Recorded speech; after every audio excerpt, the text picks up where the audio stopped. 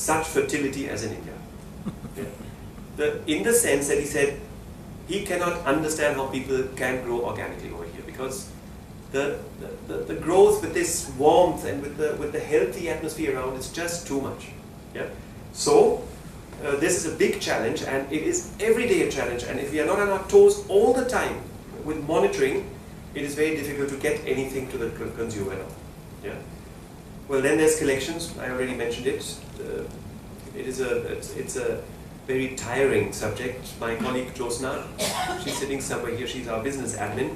She has successfully pushed back this topic to me after she claims that she really didn't like it anymore, and she was given bad words by the customers. But collections is really a very difficult thing. So COD, or cash on delivery, is actually another area in the home delivery, which is really wonderful. Yeah. Electricity, you can imagine, in Pune it is bad, but in Saswat it's very bad. There is basically no electricity, which they like to give us. For maybe 5 to 6 hours we can run a 3-phase pump. But actually I have taken this challenge very nicely. I love it because I want to fit a solar system and the farm and run everything from our own solar cells, so that we are independent of power. And the nice things, photovoltaic systems never have any surges and never kill your equipment, which MECB does frequently. Yeah. Then the last challenge, I mean these are only the main challenges, is the mindset. I find it very difficult when you move these 20 kilometers from Pune to Saswat. We are just 20 kilometers away from the bound, maybe 15 kilometers, because Pune keeps growing. But it's like you travel back in time 400, 500 years. And this is not because, it's very astonishing. I mean, if you're in Pune and you're in IT, you see facilities and you meet people who are on top of the world, on top of everything. You will not, anywhere in the world where I have worked in other countries too, you will not find smarter or more modern or more traveled people. And you go back this 20, you move out 20 kilometers, and you will find people who think completely differently. And it is still a challenge for me to deal with this. I give you a small example. Yeah, the people who work with us, we look after them also financially very well. As a company, we have to have a provident fund system. They are very good in asking salary raises and overtime, and I don't know what all. But they seem to be earning too much, because when we have more work to do, and we ask them, can you stay longer? They say, no, I have enough. I don't really need more money, but I need to go and meet someone, or I need to do this, or I want to go home. Yeah, so in IT, if you offer more money, you get a lot of people who want to have it at work. Yeah. But out there, I found it very difficult to understand this and to try and motivate people to say, no, there's now a bumper crop, we need to bring it in and work. Yeah? But there's many other things where you see this difference, and which is a real challenge for me. Although I must say that Benedict is very much better in understanding people, and with her coaching and permanent infiltration or brainwashing, I'm slowly coming to ends with it. They've got their work-life balance worked out long before we did, I guess. So therefore they don't want to work more. Yes, they'd rather have their time off. I haven't come that far yet. This is salad in the greenhouse. Also a big challenge. We wanted to protect it completely from everything, also from the hail. But it didn't grow in the greenhouse very well. Although we looked after it, we got experts from Israel and from America. No one could figure out why it wasn't growing in the greenhouse. So we are now growing the salad in hydroponics outside the greenhouse, and it does very well. Yeah. And in the greenhouse now we grow other things like here celery, for example. There's one of our employees having the first celery harvest. This is from an experiment, and we found that it was worthwhile to go in for celery. But we have found more and more crops now that we can grow inside the greenhouse, and it suited also this by diversification programs. These are cherry tomatoes that grow up to 2 meters, 2 meters 50, if the virus doesn't catch them before. And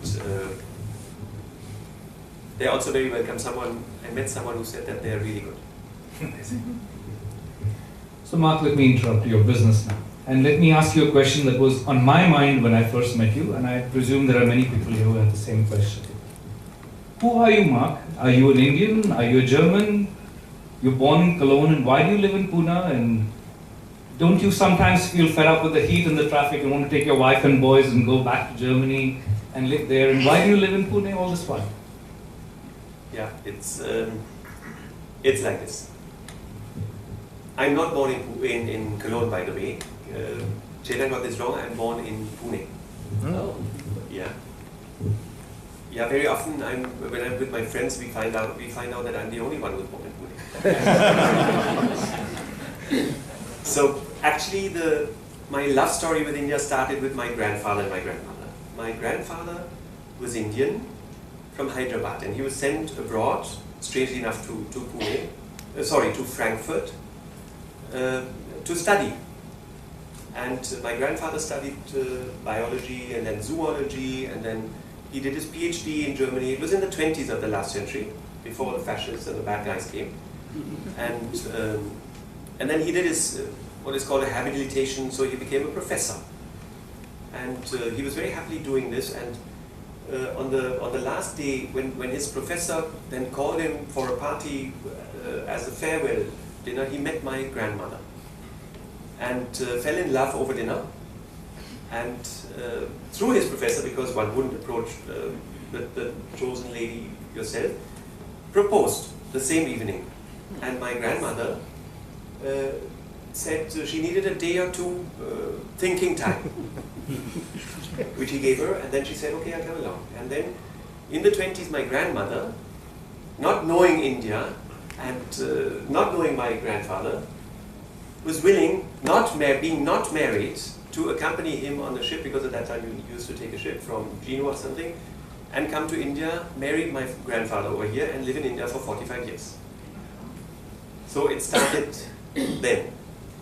Then, in the next generation, my father and my mother, because one German lady was stolen, so I think a German gentleman thought he'll steal an Indian lady now, and my father came to India in the 50s of the last century, building a factory where then Chetan's father and my father met.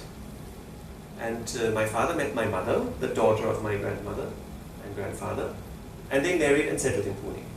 Yeah, they stayed here for 12 years, and they had us 5 kids. I'm one of 5. And when I was 4 years old, we moved back to Germany. So I did my schooling in Germany, and the whole childhood until I was around 18. But how I got into farming was a little bit earlier. Actually, it started when my parents loved to travel. And they took us to a vacation, to a Robinson Crusoe vacation on the Bahama Islands, when there was nothing available. Really, there was nothing available. We got just 2 cottages to stay in, but there was no food. And the Bahama people, they just survived on fish. We all didn't like fish.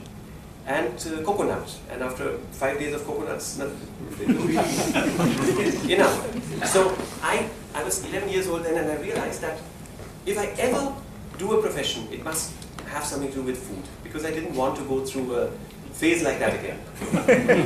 I thought food, clothing, and maybe housing is what you can choose, and I found food the most important thing. So it really started like that. And then when we came back home, we had a little 2-acre farm close to our house where my parents were breeding dogs. They kept their dogs there. And they were always looking for one of us to look after it. And then I voluntarily took over this plot and started to grow vegetables, to have chicken. And then I started to sell those eggs to my mum, and then afterwards also to the neighbors. And there were 50 apple trees there.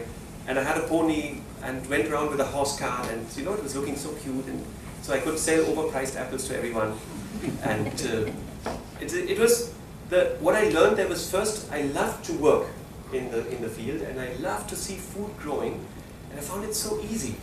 And because it was on such a low level, I had no problems with diseases or water or all the real things which hit me much later. And I had very willing cash payment customers at that time. But it put the mind